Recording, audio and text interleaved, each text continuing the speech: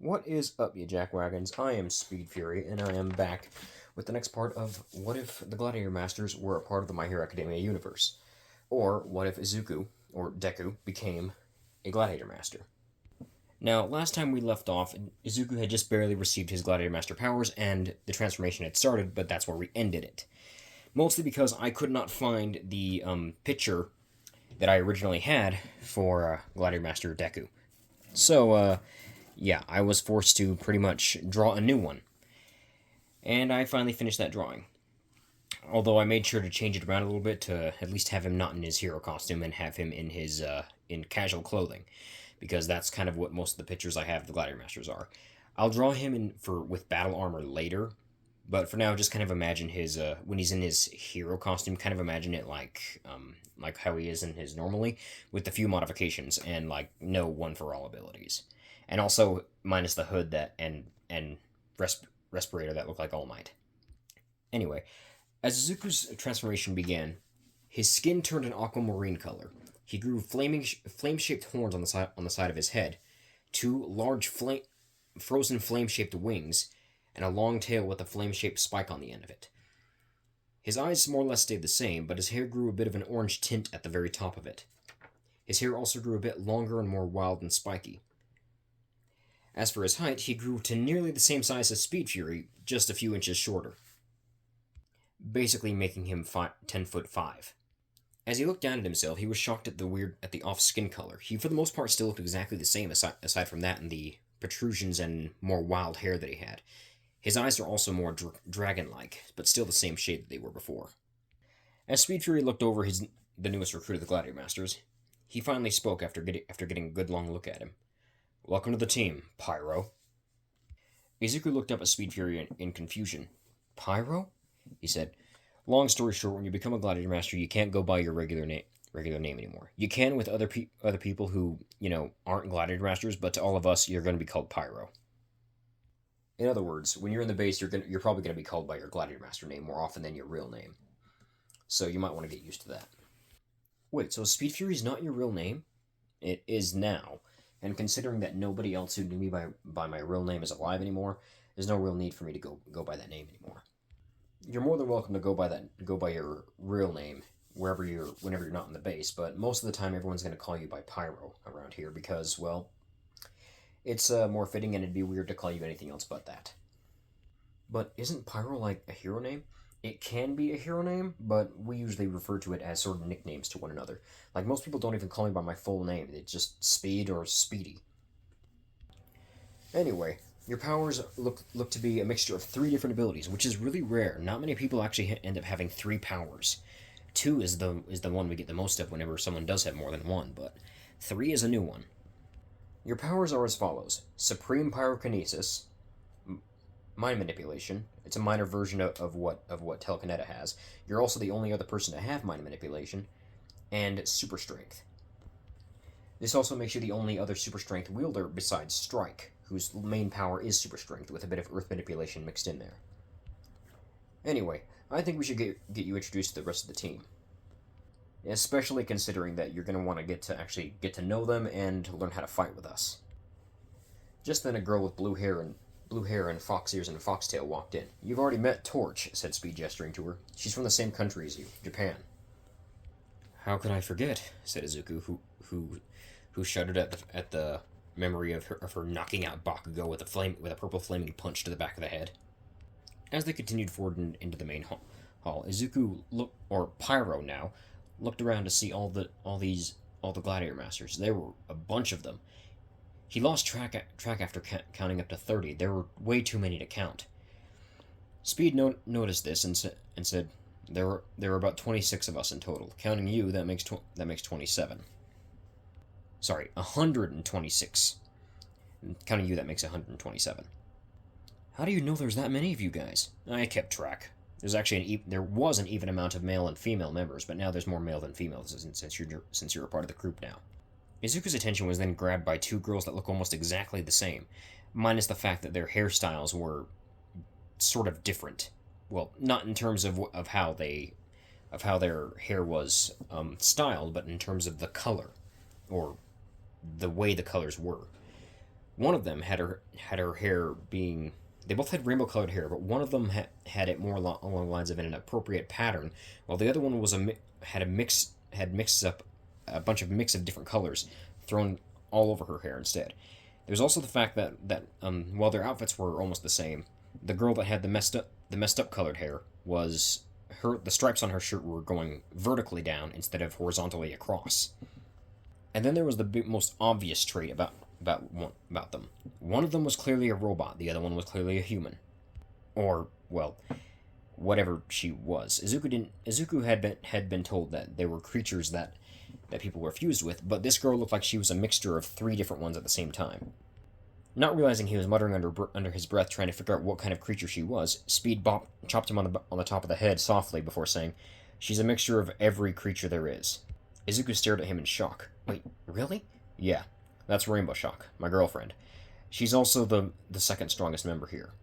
Her power is the appropriate name is sky manipulation, but it's pretty much full control over everything that has to do with nature. So she can actually change those extra limbs into whatever she wants, but she mostly keeps her ears as fish fins, her wings as bat wings, and her tail as a snake's tail." Rainbow Shock was, for all terms and purposes, beautiful beyond belief. She had a very attractive body, but also had very long hair that was patterned into 6 colors of the rainbow: red, orange, yellow, green, blue, and purple. She wore a high-waisted pink skirt and wore two black, silver, and purple boots. Her skin was pure white, which made Izuku wonder if she had trouble with the sun. She also wore 2 black arm sleeves that went up to just above her elbows. Her hair, on the other hand, was covering one of her eyes, her right eye specifically, and for some reason her eyes were pink, which was rather odd to see for Izuku. Izuku thought to himself, "I know a lot of girls who would be jealous of her figure," he said. Speed looked over at him and said, "Oh yeah, that's normal. Most of the gladiator masters all share pretty much the exact same body type between male and female. If you're male, you pretty much have the exact same body type. There's only a few actual differences between a few of the male members that have a more bulky body type, like Juicy and Curly," he said, gesturing to two gladiator masters over on the side. They were both a lot more muscular than the other two, than everybody else. Curly was wearing a short-sleeved shirt with blue pants and had a odd spit curl on the front of his head. He had brown skin and had large dragon wings coming out of his back and a long tail. The other one, which he assumed was Juicy, wore a long blue robe with white fur outlining the edges. He wore black mittens, had long brown spiky hair, a very light green, or more like a plasma green color of skin, blue eyes, 2 long horns coming out of his head, a shorter snake-like tail, and was holding what looked like a hammer with a coconut with a coconut for the bashing part of it. His yellow shirt had an apple on the front of it, which confused Izuku quite a bit. You'll get to know what his powers are later. Some of the people here have strange powers, but they're actually really strong. Yeah, but if you look around, most of the females have the exact same body type. Some of them having being a bit shorter, and some of them being a little bit, well, let's just say tall. Izuku was then caught off guard as a portal opened up next to him. A portal that was a reddish color. But what surprised him was who stepped out of it. It was a girl. It was very noticeably a girl, but her appearance was a little more different from everybody else. She had pink hair that was curled at the tips of the ponytail and on the bangs that framed her face. She had 2 small fangs protruding from her upper lip and had red highlights coming on her hair. Her skin was a purplish color, a pale purplish color, and her outfit was rather revealing. While it did cover up most of her body, the fullness of her legs, the top of her chest, and all of her arms well, not all of her arms, but both of her shoulders and all of her upper arms were revealed. She looked around before noticing Izuku before raising an eyebrow at him. "Since when do you accept new guys anymore?" she said. Izuku couldn't actually pinpoint what she was, considering the large bat wings were throwing him off. She also seemed to have a tail that was tucked away under the waistcoat that wrapped around her body. Violet, I should have figured you would have come and visit after a while. How long has it been since we've seen each other? A few centuries? Yeah, that. The girl, now known as Violet, had a rather odd appearance. She didn't seem to be a gladiator master like the rest of the team were, due to the fact that she clearly didn't have any horns. But the tail was, for some reason, she felt the need to hide it. Izuku didn't know why that was. This is our new member, Pyro. He just joined today. The girl looked him up and down for a minute, Izuku trying to keep his blush from getting any worse due to her rather risque outfit. The girl held one of her glove-clad hands out to him for a handshake, and he took it and shook it, surprised at her great amount of strength. Name's Violet. I'm one of the Inferno demons. Izuku had heard about the Inferno demons, and Speed Fury had told him that they were all, well, female, and that they all did not dress what was appropriate for society. He'd also mentioned that actually wasn't their choice, and even if they did try to change their outfits would revert back to what they were wearing previously. So far, the only way for them to get a different outfit was by giving them a nanotech suit that was designed to only respond to their DNA, so that they could actually change the clothing and change how the design looked. Unfortunately for most of the Inferno demons, the only one that had been made as of right now was the only Inferno demon to actually be a part of the Gladiator Masters team, and that was mostly because she was already part human. Izuku then noticed something in it and asked Violet, "Wait, I thought Inferno demons had horns. Where are yours?" Violet looked at Speed Fury in a look that clearly meant you didn't tell him. She then explained, "Inferno demons don't have their horns if they're a hybrid between an Inferno demon and something else. Unless, of course, that other something else is another demon. In other words, I'm part vampire," she said, showing off her sharp-toothed fangs. Izuku took a few steps away, not wanting to have his blood drunk. Violet just laughed for a minute before saying, "Yeah, I figured that'd be your reaction. Vampires don't actually drink blood. That's a common misconception. I don't even know where that even came from. We do eat a lot of red food, though, but that's to be expected, especially considering red food seems to have the most flavor out of all kinds of food there is." Izuku released the tension that he was holding for a minute, and Violet just walked over and ruffled his hair. She was around the same height as Speed Fury, so she was a bit taller than he was. After ruffling his hair, she began to walk off to go talk with the other Gladiator Masters before stopping and bringing her mouth close to Speed Fury's ear.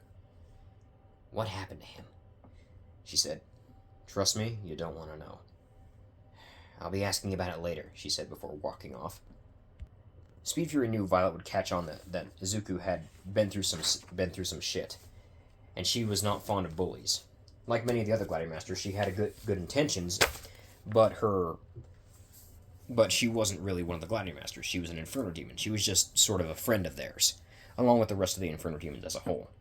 Speed Fury took Izuku over to a what was essentially a living room where several of the other Gladiator Masters were sitting, one of which seemed to have a rather odd appearance, or not odd, but familiar. Her overall appearance looked just like Speed Fury, but, of course, female. She introduced herself as Dashrath, and she was actually sort of Speed Fury's twin sister, but also not, because she was actually an alternate version of him from another universe. Izuku just stared for a minute before saying, "There's a multiverse?" Speed Fury, who rolled his eyes, said, "You have no idea." Speed then pointed over to a couch where a man with pitch black skin and blonde hair was sitting, next to a man who was wearing a rather long tannish colored trench coat with long blue literal ice for hair on his head, with green skin. Speed introduced the two as his two lieutenants, Onyx and Glacier Quartz, them being the masters of shadow manipulation and earth and ice. Quartz being one of the few to have two powers. A boy wearing a gladiator helmet then spoke up, getting Izuku's attention. "So you're the new guy, huh?" The guy had red skin and was clearly part alicorn. Although the Morning Star mace sitting next to the couch he was sitting on was a dead giveaway that he was a brutal fighter. "I'm Strike. I heard you got super strength like me." Izuku blinked a few times before questioning how he already knew that when he just barely got his powers. Speed Fury just shrugged and said probably was Gash Claw's doing. Izuku arched an eyebrow at this, not knowing who this Gash Claw was. Oh, don't worry, you'll meet him, said the black-skinned man from before. This being Onyx. He's a strange one. We don't really know what goes on in his head half the time, and his power has nothing to do with his appearance, trust me. Izuku then thought of something and turned to Speed Fury. Wait, am I going to be on one of these teams? He said. Well, that's the thing. I don't think you will be, said Speed. Considering you're a new Gladiator Master, and it's very rare for a new Gladiator Master to appear nowadays, I don't think you're actually going to be on any of the teams. I think you're going to be a solo master, unless you want a team. Izuku, being somewhat nervous, decided to speak his mind. I'd rather be on a team, considering I don't want to do things on my own. I'd rather work with people who are willing to help me. Speed Fury nodded before saying, Luckily for you, we do know a few people who would probably be willing to join the team. They've never actually expressed the want to join, but they are definitely worthy of joining. Speed pulled out a communicator and began making some calls. Another man, or I guess boy would be the correct term considering all these guys were more along the lines of teenagers, spoke up to Izuku. Hey kid, don't just stand there, come sit down and get to know us better. The man was wearing a blue helmet with sort of red goggle-like lenses covering his eyes. The eyes mimicked whatever his actual eyes were doing, and his hair, which was long and brown and spiky, poked out of the top of it. His right arm was gone, replaced with robotic one, it not actually being fully connected to his body and being floating there. His left leg was in the same predicament, also being gone. His back had a backpack that seemingly was surgically attached to it, and it had what looked like two little slots where something would come out of it. I'm Technoblast, said the man. I'm the superior inventor of the entire army. Gashclaw would tell you otherwise, but he's wrong. He's smart, but he doesn't know how to use those smarts sometimes. So, you realize that now that you're a new group and you're getting your own team, that you're going to be the leader of that team, right? Said Technoblast. Wait, what? Said Izuku. Yeah, you're going to be a leader. So welcome to the group. It also doesn't help that from these readings I'm getting from my helmet, you're the strongest fire user now, stronger than Torch even, which has got to be a record. No one's been able to outpace Torch in terms of firepower, not even her boyfriend Fang. I think we can expect great things coming from you, kid, he said. Izuku was shaking at the thought of him having so much responsibility put on him already. I think you should probably shut up, Techno. I think you're scaring the poor boy. A rather posh and elegant accent spoke up. It was clearly a female accent, but when everyone turned towards her, Izuku just froze at the sight of her. While she did have a human-like physique, her overall appearance was off. It wasn't like it wasn't odd to see somebody who had a mutation-type quirk, but Izuku knew this wasn't a quirked person. The fact that her body was completely covered in scales was one thing, and that she had a long tail with a rattlesnake rattle at the end of it. But the most dead giveaway that she wasn't exactly human was her head. Instead of being even remotely human-shaped, her head was that of a snake. But she had orange hair on the top of her head with two fox ears protruding from the top of it. The same color of hair could be seen coming from that was running along the top of her tail. It went all the way to the purple rattle at the end of her tail. Her outfit was also somewhat risque, but was clearly some kind of armor. The woman introduced herself as Princess Slither, and that she was from the planet known as Serpon. Turns out that she was royalty, and that she had come to Earth along with one of her friends to join the team after they had received their own Omniforce powers. Izuku was somewhat confused at the appearance of this girl because of the fact that she seemed to have a human-like body, but was somewhat still an alien. Noticing this, one of the other Alpha Masters, which is what Speed Fury's team was called, spoke up. Izuku knows that she was probably the Inferno Demon that they were talking about from earlier. She had red skin, black short hair that had purple highlights in it, light purple highlights, and a black, what looked like torn-up kimono. She wore long purple and black boots that nearly went up to her knees, and had a more pleasant smile and gave off a more kind-hearted aura than Violet did. "Let me explain," she said. When a gladiator master who's not human becomes a gladiator master, sometimes they end up getting infused instead of with a creature from this universe, they get infused with a human, which is why her appearance looks more humanoid. Though her species normally is humanoid in general, she has more of a, well, human anatomy. Izuku blushed at the choice of words, and Scarlet giggled at his reaction. "Oh my gosh, you are too innocent and pure for this world," she said. "We're gonna have to fix that," she said, "especially considering that there's, well, not exactly what we'd call... Our line of work isn't exactly friendly for children, and you're gonna see a lot of blood." I'm starting to think you guys don't know the meaning of trying not to freak the kid out," said another voice. Izuku turned his head to see a guy who had literal arms on fire. He also had fire coming out of his tailbone. "Name's Fluminoid," he said. "I'm the only member of the Gladiator Masters that's part Phoenix. So yeah, that's why my arms are on fire. Also, if you need to learn how to do some special tricks, I can teach you a few things. I am one of the stronger fire users of the Gladiator Masters, and you're going to need all the help you can get to learn how to master that fire of yours. I know that you probably already have the basics of what you can do, and pretty much, the normal stuff that you should be able to do. But considering what the name of your power is, which is Supreme Pyrokinesis, I'm betting that means you can also use some of the powers from the other fire users, which will actually be very useful for you." It was at this point that Speed Fury came back and sat right next to where Izuku was. He looked back and forth between the group for a minute before he said, "All right, I managed to get a few calls in. I got some people that are interested in joining, to at least help Izuku out. Congratulations, Izuku. You've got a team of 6. You being the 7th."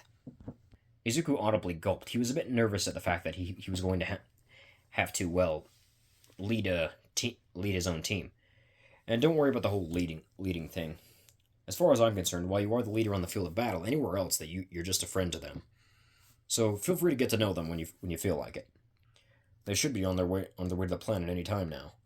Izuku blinked in surprise before saying, "Wait, my teammates are all aliens?" Speed Fury shrugged. "There's nobody really on this planet who isn't already a Gladiator Master that was willing to join. Both Dark and Dark Matter are not really fond of working on teams." "There's a lot of people with Dark in their name, isn't there?" said Speed. "Like 3 in total," said Onyx. "Dark Rift, Dark Han, Dark Matter. Good thing you only call Rift by Rift and Matter by DM. That's a terrible name, by the way. Yeah, I'm still working on it. Do you honestly think I can come up with a better nickname than DM for someone named Dark Matter?" said Speed. Izuku just looked back and forth at the odd arguing between Speed Fury and his first lieutenant. It was then that a shout came from the entrance to the base, attracting everyone's attention. "Hey guys!" Everyone looked over to see a blue, spiky-haired boy. He had another blue stripe going through the top of his head and had the features of an alicorn.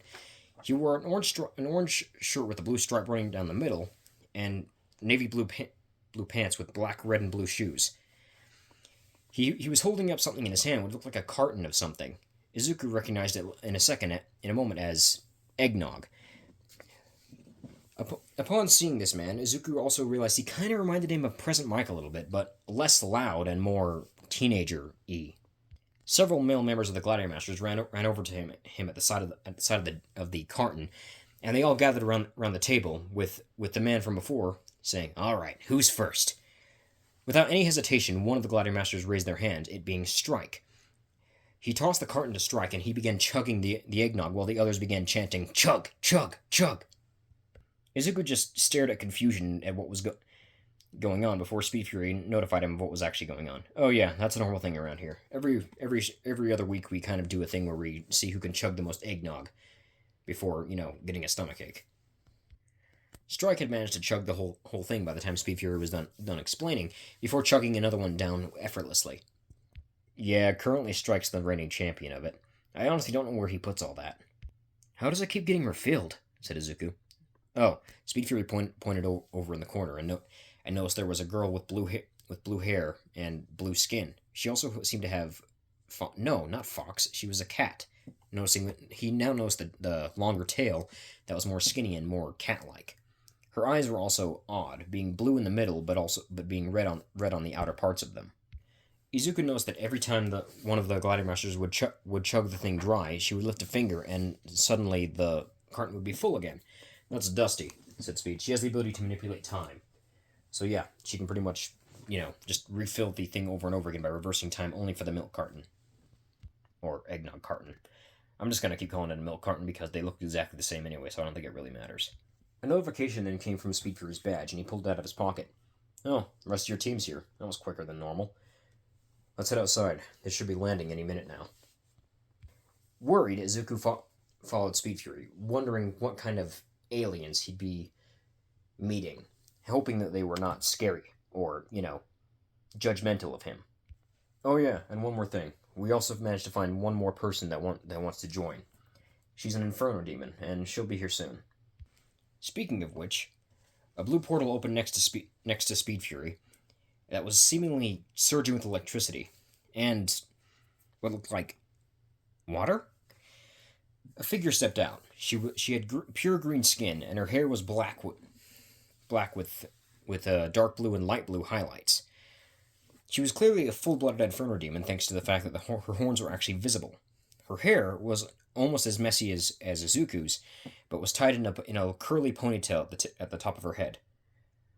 Her outfit looked very Japanese inspired, but the weird thing that would keep throwing Izuku off was the fact that her eyes were not the same color as her skin. He knew that Inferno demons were supposed to have the same eye color as their skin, and the fact that both her eyes were the same colors as the extra colorings in her hair.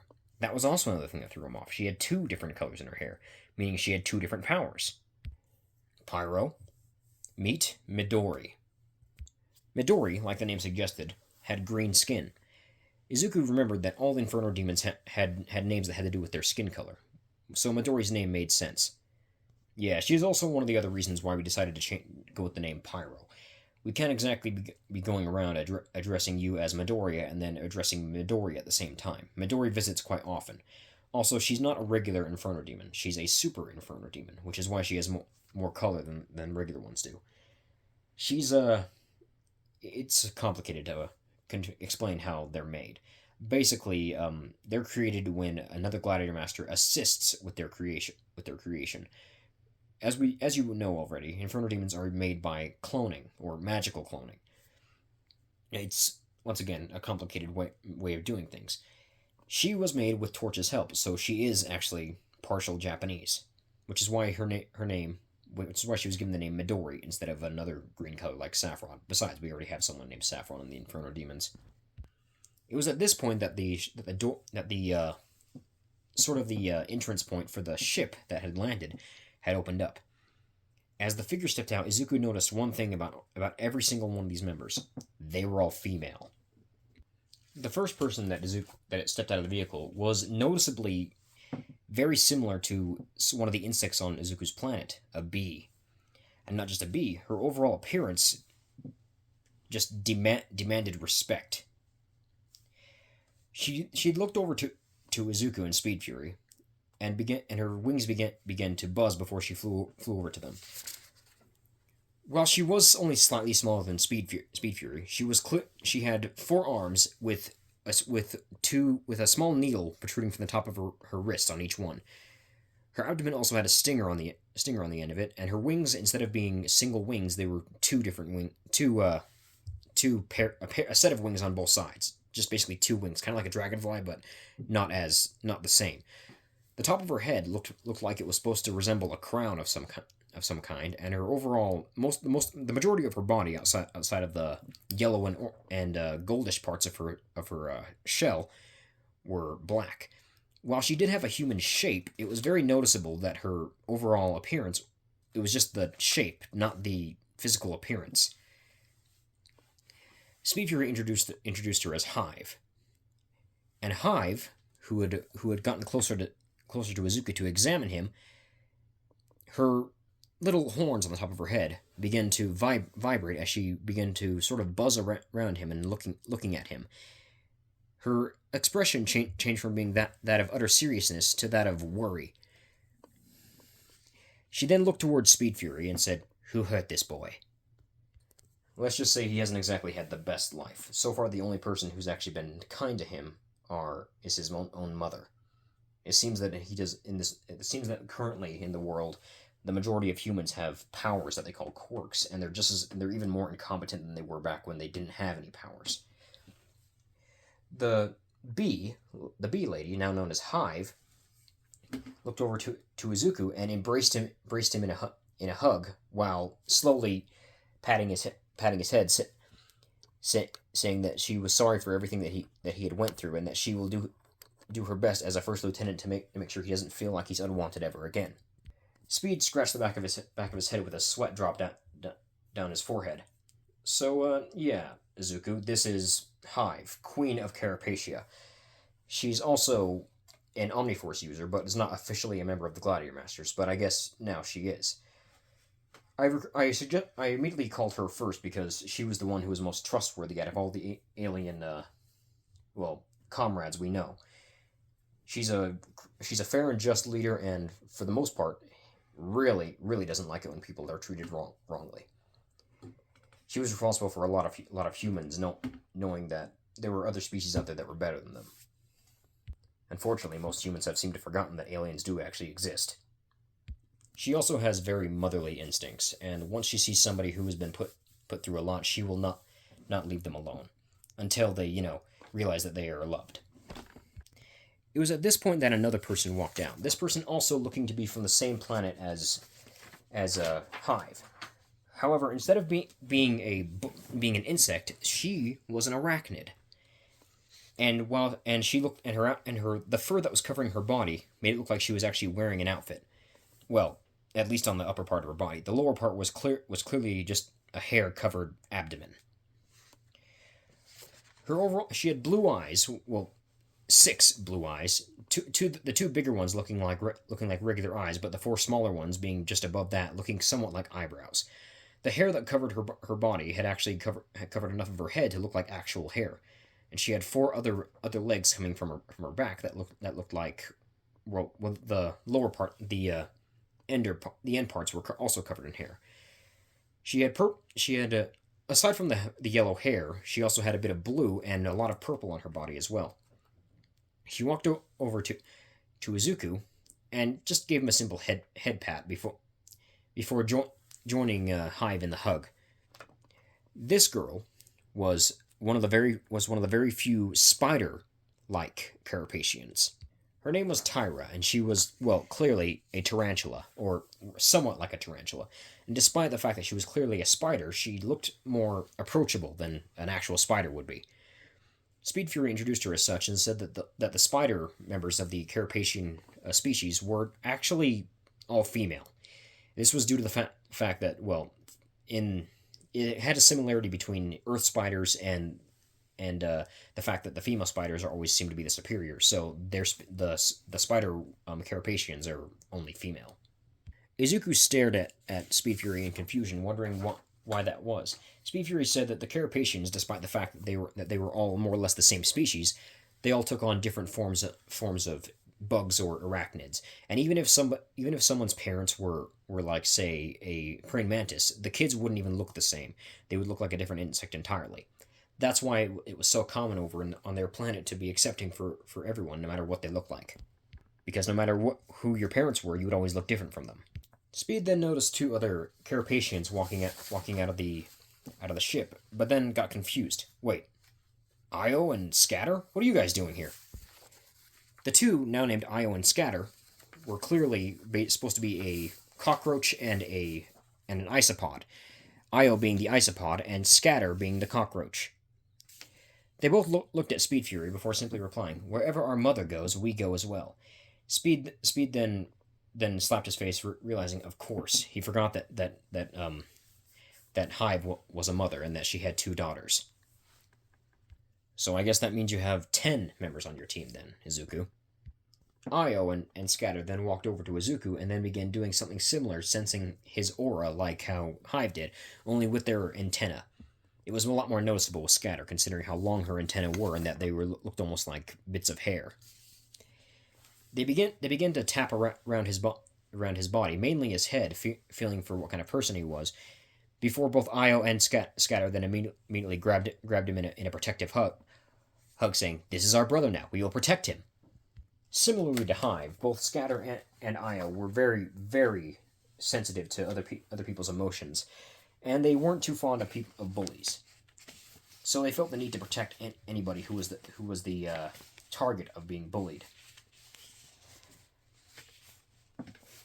Meanwhile, Hive was very proud of her daughters for their behavior. Izuku was a blushing mess as he was being hugged by two girls. It didn't matter that they were aliens; they were still very much female, and still very much human-like looking. The next person to introduce herself was a red-skinned, very human-like looking figure, although there were much obvious notices that she was not human, like the fact that she didn't have a nose and the fact that her entire legs looked like tree stumps. She only had 3 fingers on each hand, but her fingers were very long. Her overall appearance also had that of what appeared to be thorny or plant-like.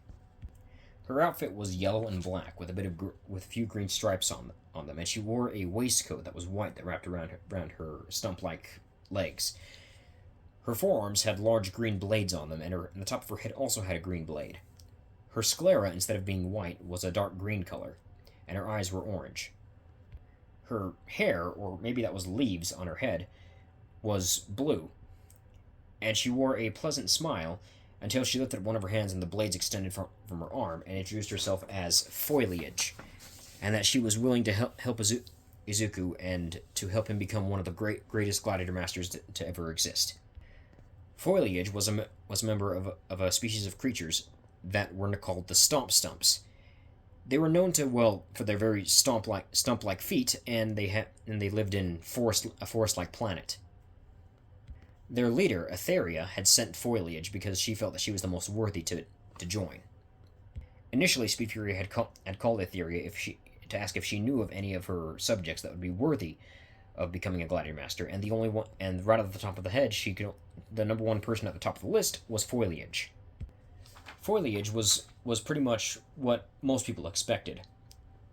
While she was very pretty and very elegant, she could be she was very much a really good fighter in the field of battle, and she took pride in all of her skills in combat.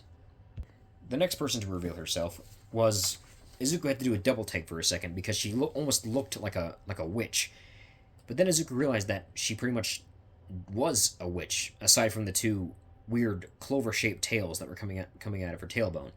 She also wore a black and purple outfit, mostly black. Her skin was green, while her eyes were purple. She wore a witch's hat on top of her head, and her hair was long and blue. Upon looking again, Izuku noticed that her sclera was the part that was purple, while her pupil was pure white. The woman introduced herself as Umbral, and that she was the current strongest member of her planet. Her planet being completely inhabited by witches. Well, witch-like figures. Instead of having a wand or a staff or a magic broom, her tails glowed in an eerie purple color before making a large statue of All Might appear. Izuku just stared at it in confusion for a minute before the now named Umbral said, "I read your mind. It's something that we can do." Well, those of us that have the dark magic powers like I do. It seemed that unlike usual witches, Umbral species' power comes from their tails, which apparently functioned as wands or magic staffs. Umbral then walked over to Izuku and cupped his face in both of her hands, looking him directly in the eyes. She stared for a minute before letting him go and looking over Speed Fury and saying, "This one's adorable. I like him." Izuku turned a darker green. Due to the fact that his skin was now an aquamarine color, his blushes were green now. Finally, the last 2 members revealed themselves, and Izuku actually recognized their species because he already met one of them earlier. They were both clearly from the planet Serpon, and he didn't know the appropriate name for what their species would be called.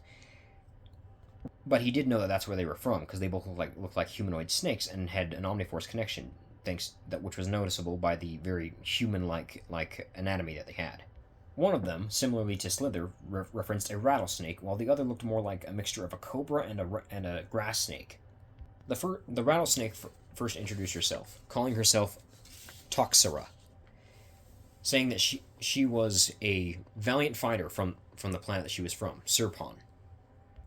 The other, who was far more darker in color, and had more purple on her than even Slither did, introduced herself as Florana. She had a high connection to plant life, while Toxera was the opposite and had a connection to poison. Which was kind of funny considering their colors contrasted with what their powers actually were. Izuku's new team promised to help him in any way they could, and Speed also let them know that they'd have to introduce themselves to Izuku's mother, as she would need to know that he now was a leader of his own team. Unfortunately, upon Izuku introducing his new team to his mother, she got the wrong idea and immediately assumed that Izuku had all of a sudden gained a bunch of girlfriends and gained his own harem. After Izuku clarified that was not the case, in a very flustered and embarrassed manner, with a few of his new teammates giggling behind him, minus, Hive and her two daughters and the ones who can keep their funniness in check.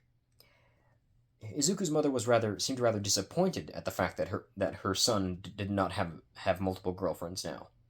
Noticing this, Sweet Fury's eyes began to glow as he read her mind, before he immediately stopped reading her mind before saying, "Ah, that's what it is." Sweet Fury then thought to himself, "Can't spoil your son anymore, so you want to spoil some grandkids, huh?" After introducing the rest of his team to his mother, it was time for Izuku to begin his training. Well, more or less weapons training and not actual powers training. He already seemed to know everything he could do, except for, the powers of the other fire-using gladiator masters. Speaking of which, he was trained by the other fire-user gladiator masters to learn how to use their attacks and powers. Izuku was especially fond of Fluminoid and Torch's abilities, as they seemed to be the strongest besides him in terms of firepower. He was a bit wary of Blaze's abilities, Blaze being large and a shadowy figure with a red outline. He looked like he was made of shadow, which was only confirmed by knowing that he was actually a demon, a shadow demon, and that he was one of the very few shadow demons still, around, or at least one of the top generals.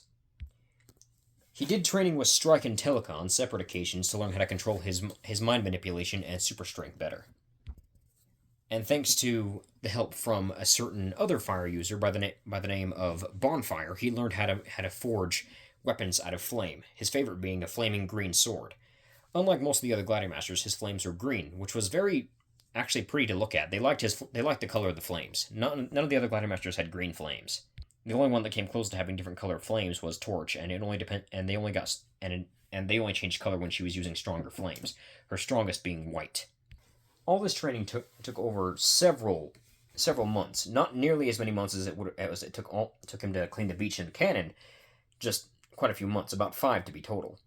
However, they were not aware that there were people discussing about the appearance of them back in Japan. Those people being a certain dog, mouse, bear thing that lived in Japan. A certain dog, mouse, bear thing that was also the principal of UA. Nezu wanted to know more about the Gladiator Masters. Not only that, he wanted to hire some of them. He figured that these Gladiator Masters, while they weren't exactly heroes, they definitely knew what they were doing and were definitely, experienced. And the fact that they just got in and did their job and then got out in such a quick manner was very appealing to him. He liked the fact of heroes actually getting in there and doing what they were supposed to and not, just trying to show off. These guys knew what they were doing. While they weren't heroes and more along the lines of soldiers, I always struggle with that word. They were definitely good at their job and were definitely worthy of being called heroes, despite the fact that they didn't seem to want to be called that. From the information that he could gather from some of the news he could watch, and from Speed Fury's clear, noticeable irritation at how humans have become, he realized that the Gladiator Masters may have been around a lot longer than he thought. He began doing research, trying to figure out anything about the Gladiator Masters, and he found an old article that was centuries years old, talking about the Gladiator Masters and how they used to be the Earth's protectors, and that many of the quirk era believed them to be the original quirk users, but that was not the case. They didn't have quirks at all. They were something completely different, something a lot more powerful than quirks. Knowing this, Nezu thought that maybe he could hire some of them to protect the school. It could be useful to him. Nezu then tried to get in touch with America's government, and surprisingly, they were okay with Nezu offering to hire some of the Gladiator Masters. The American government had actually seen the Gladiator Masters return, but didn't attempt to do anything to stop them from returning, or didn't attempt to even try to, get control of them. When Nezu asked why they seemed so lax about it, the leader of the current government simply replied with, "The Gladiator Masters are originally from America, and if history shows anything, is that they don't really like the government very much. And considering how they went into hiding because of what we did, and because of the fact that the last time the government tried to stop them, the government almost got completely wiped out, they decided to just let them do their own thing. But they still wanted to try and get in touch with the Gladiator Masters to see if they were willing to help out Nezu. Although they knew it was going to be hard, as the Gladiator Masters weren't too fond of the government the last time they tried to get in touch with them. Now back to Izuku. Izuku was currently sitting on the couch with a few of his teammates. One of which was Midori, and the other being Hive. Both of which were sitting right next to him, and just being there as a sort of comfort for him. Suddenly, alarms began to flash all throughout the base, and Speed Fury recognized those alarms as call from the government. He had set up certain alarms to notify them when somebody was calling. Speed Fury was kind of irritated at the fact that the government still had the means to find out a way to contact them. Turning on the large computer that was in the main hall, Speed Fury walked over to it, and a face of a man dressed in a business suit appeared. The man was clearly a descendant of one of the former presidents from the past, as he even bore some very obvious resemblance to him. "I was hoping you wouldn't get a call from the government anymore. Guess not. What is it this time?" The man on the other end raised his hands in the universal "I mean you no harm, nor do I want any trouble" position. The man began to explain to Speed Fury, saying that Nezu would actually like to have a meeting with the Gladiator Masters, and they needed to contact them in order to get in touch with them. Speed Fury, who had the ability to actually sense when someone was lying, realized he wasn't lying, but was still suspicious nonetheless. "And why would the principal of UA want anything to do with us?" The man explained that the principal said that he liked the way they did things, and that he would love to at least hire some of them, at least temporarily. Speed Fury narrowed his eyes at the man before saying, "I'll talk to Nezu myself and see what I think about it." Meanwhile, with Nezu, he was currently grading papers from the last, class that was taught. Due to the fact that one of his teachers was currently sick, he had to do the grading himself, which wasn't really an effort for him considering how smart he was already. He was caught off guard when a blue portal swirling with glowing blue energy appeared right next to him, and Speed Fury, along with two other Gladiator Masters, stepped out of the portal. Noticing how tall Speed Fury was, Nezu actually had to stand up on his chair just to be able to actually, have a somewhat eye-to-eye conversation with him. Even if he did stand up on the chair, he was at least the size of a regular kid now. But Speed Fury, being 10'10", wasn't exactly someone who he could easily look up on. "I heard you wanted to talk to us about hiring," said Speed Fury.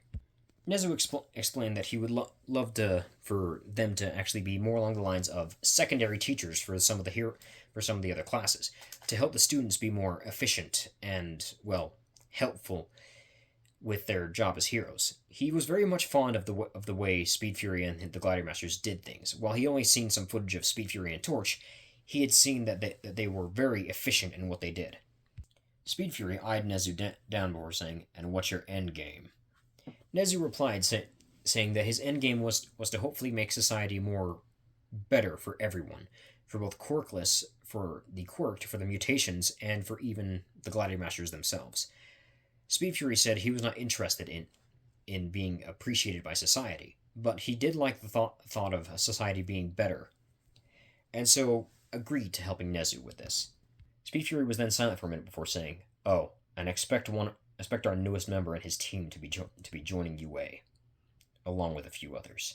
I suggest that you make your classrooms a bit bigger." Nezu said then that he will expand the classrooms to, instead of being for 20 students, for 30 instead. Speed Fury thought that would be perfect. as he would be sending, as Izuku's team was consisted of 8 members, which means he would need to add 2 more to the group. And Speed knew just the 2, specifically one, because he had a certain blonde-haired idiot in mind and needed to make sure that he was kept in line. And he thought of nobody else better than another certain explosive member of his army. Several more months passed, and eventually it was time for UA. Izuku, while he didn't really necessarily need to go to UA, he still wanted to go. As while All Might did tell him that he couldn't be a hero, he still very much admired him for what he was doing. He was injured and was still going out there and helping people. It was stupid by all means, but it was still somewhat respectable. As he came to the doors in his Gladiator Master form, he began to worry a little bit before a black hand with 4 red fingers landed on his shoulder. He looked over to see the bomb-headed Gladiator Master known as Nuke. Nuke was from the planet Nucleon, and he was the only member of the Gladiator Masters to be from that planet, considering that most of his species were rather volatile and, well, angry in general. You know, because they were literal living bombs. Nuke was a lot more tame than they were, and he was part fire dragon. He didn't have the same horns that Izuku had, but he figured that would kind of get in the way of him using his strongest attack. Nuke looked over at Izuku before saying, "You nervous?" Izuku gulped and nodded a little bit. We all get nervous about times like these. Izuku couldn't understand why he had what seemed to be a New York accent, because he wasn't from New York, but he had one. Look, kid, don't concern yourself with what other people's are saying. Instead, focus on what you need to do. Focus on doing whatever you need to complete these tasks. I don't know what they got in store for us, but I'm sure it's not going to be trouble for us. Move out of the way, you damn extras! Nuke and Izuku both looked over to see Bakugo walking by them. He was now very much smaller than the two of them, with both of them being really tall. "Who's the Chihuahua?" said Nuke. Bakugo froze and turned, giving the most heated glare he could. Meanwhile, Nuke was just smiling, giving an equally rather aggressive stare, before saying, "You got something to say? I don't think it'd be very appropriate for you to be starting fights here, now would it?" Bakugo growled before turning away and walking off. "So that's the bastard who's been bullying you your entire life, huh?" Nuke said, having his face go back to more of a neutral expression. Izuku nodded, but wasn't even scared of Bakugo anymore. Well, he's gonna have to wipe that arrogance out of his system. Otherwise, he ain't gonna be going anywhere as a hero. Nuke spat the last word with venom. He didn't like the way the heroes acted nowadays. And while his personality was very similar to Bakugo's, he was in no way as aggressive. He could be if he wanted to, but that aggression was usually pointed at people who deserved it. Another member of the Gladiator Masters floated up on Izuku's side. She was another female Gladiator Master and another alien, although she wasn't one of Izuku's teammates, but instead was one of the Off-World Masters, a team of already consisting of, well, aliens. She wasn't the leader by any means, but she was definitely one of the strongest. Her appearance overall was very human-like, but instead of having a nose, she had 2 nostrils. Her eyes were large and pink and seemed to have a blank expression. Her mouth was set in a neutral line, and as well as her eyes being big, they also had no visible pupil, just big, pink, and shiny. Her hair, or tentacles that were coming off of her head, were very straight and well kept. Her outfit, on the other hand, was that of a Kono Weech, and she had a large purple scythe equipped on her back. The reason why this girl was wearing so little was because her species in general was very much similar to cephalopods from Earth, except for the fact that they had a more human-like shape. Because of this, they had more stretchy limbs and were not able to move around when they had more clothing. The less clothing they had on, the more they were able to move, which is why she at least wore a bit more than normal for her species. Most of the cephalamentos, which is what they were called, that were on the team, wore almost little to nothing, mostly due to the fact that their bodies would not allow it. If they wore more than necessary, they would end up, well, not being able to be as efficient in battle. The most any of them wore was a Kono Weech outfit that a lot of them actually wore. Many of them wore like pretty much the same outfit, and Geist, which is who this was no exception to that. However, Geist, unlike the other cephalopods or cephalamentos, wasn't as talkative as the others, but she was very much kind-hearted individual. She didn't show much emotion with her face, but her voice said otherwise. She placed a hand on Izuku's shoulder and said, "You'll be fine. Besides, if anybody dies, I can just bring them back to life." Geist was the only member of the Gladiator Master's army to be able to, well, communicate with spirits of the afterlife, as turn her use ghost-like abilities herself. It's where she gets her name from. And while she wasn't very approachable at times, once people got to know her, she was a riot to be around. Aside from Izuku's team, Geist and Nuke were the other two members that were going into the school with them. And the funniest part about all of them is that aside from Izuku, the rest of the other Gladiator Masters that were entering the school were all aliens, but all of them could easily pass for having mutation quirks, or heavy mutation quirks. Although they weren't planning on just saying that they had mutation quirks, because they all clearly had other parts besides, well, alien. And the fact that both Izuku and Nuke had the exact same kind of wings, just different colors, was a dead giveaway that they were, well, both from the same kind of people. After finishing the written exam, they were getting ready to talk about the main exam, the practical one. As they all sat, the teacher, who was rather loud, which somewhat bothered Nuke and Geist, as well as some of the other members of Izuku's team, as some of them did have a little bit more sensitive hearing, not nearly as much as Kyokajiro's, but still quite a bit. They still listened nonetheless. It was then when a boy from the front row jumped up to talk about how he missed talking about a certain, well, pointer and how he had not talked about it. But it was at this point that Nuke spoke up. "You realize you interrupted his speech, right? He was about to talk about it." The boy turned around to see the bomb-headed boy, who was giving a rather bored expression on his face and was somewhat slouched over. Ida was about to say something, but thought better of it as he realized that they were paying attention. Just, it's not their fault that they were so tall. Ida turned and apologized to President Mike and sat back down. Nuke rolled his eyes for a minute before saying, "At least he has some dignity to know to apologize after interrupting him." As they began reading over what they would be doing, Izuku noticed that him and his team, as well as the two other Gladiator Masters, had all been put in the same site. Izuku was confused about this before Nuke said, we don't go to the same school. It doesn't really matter, does it? Besides, they don't need to know how we can work together. As far as they're all concerned, we're all from America. Well, not really, but you get the idea." Meanwhile, Bakugo, who was still sitting right next to Izuku, and who somehow hadn't noticed that it was him, had been grumbling under his breath, talking about how it was unfair that he was not able to, get people out of the way who were in his way. "That's not very heroic, don't you think?" said Nuke, who was giving Bakugo a rather the side eye. "Who asked you, you damn extra?" said Bakugo.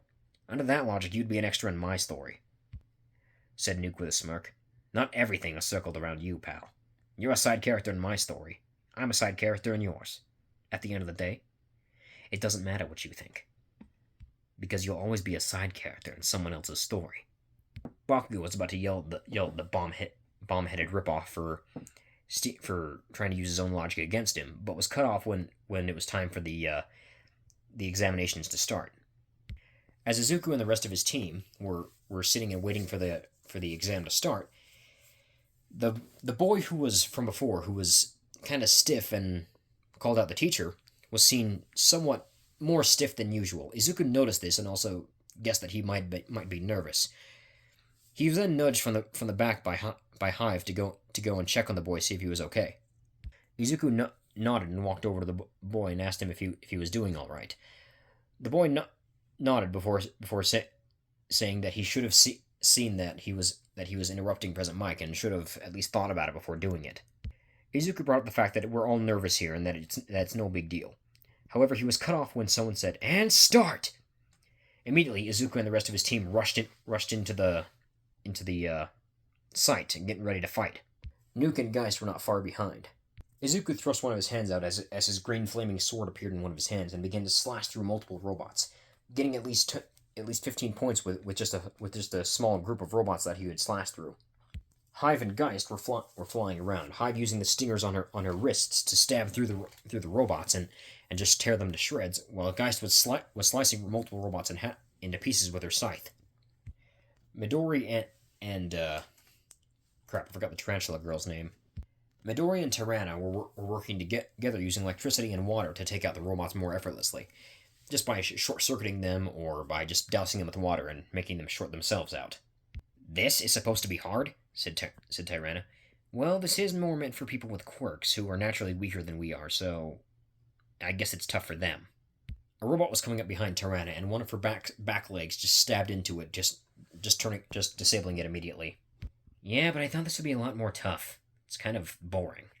That isn't the point of this, said Foliage as she ran by, slashing a bunch of robots into pieces with her arm blades and claws. The point is to get in, do the job, get out, and help anybody who needs it. Speaking of which, she said as she thrust her arm to the side and threw a thorn into the eye of one of the robots that was about to attack a small girl with horse-like features. Watch your back. You're gonna get yourself killed if you just focus on one thing at a time, she yelled at the girl. She jumped up into the air and landed on top of another robot, smashing it with her stump-like feet. Izuku had now teamed up with Nuke, and they were working together to destroy robots. Izuku had floated multiple in the air, while Nuke jumped up and blew all of them up by shooting explosions out of the tips of his fingers. Nuke then noticed a boy with red spiky hair that was shredding through robots with his fists. "Hey, kid!" he shouted. The boy looked over to him, and Nuke grabbed his head with both of his hands, pulled it off, and tossed it to the boy. "You a fan of bowling?" The boy grinned at this before rearing back his arm and tossing Nuke's head like a bowling ball. As soon as Nuke got close enough to the robots that he threw him at, he blew his own head up. The boy, looking over to Nuke's now headless body, the head just simply grew back. "That's what I'm talking about. I like that," said Nuke, pointing at the boy. Hope to see you in the hero course," he said, running off. Izuku was not far behind him. At this point, Izuku was positive that he and the rest of his team had gained enough points to get into UA, even though most of them didn't need it as their places were confirmed in the school, minus his, who he still needed points for. In fact, all the points they were getting were actually going to Izuku, as all the other Gladiator Masters were already guaranteed a seat in the school. "I don't see any more robots, do you?" Izuku asked Nuke. No, I think we got most of them. Besides that, there are other people around here getting points as well. Besides, I think you've got enough to get in," he said. They then felt the ground rumbling as the zero-pointer had shown up. "Holy shit, that's a bit overkill for these kids, isn't it?" said Nuke. Izuku just stared in shock, but then he noticed a girl that was trapped under rubble nearby. "You've got to help her," said Izuku. "Way ahead of you," said Nuke as he took off using his wings to fly to the zero-pointer's head. He got the zero-pointer's attention and it began swinging at him while Izuku managed to pull the girl out of the rubble. "Nuke, I got her," said Izuku, flying back down the street. "All right," said Nuke. He looked towards the zero-pointer and then grabbed it with one of his hands. "Self-destruct!"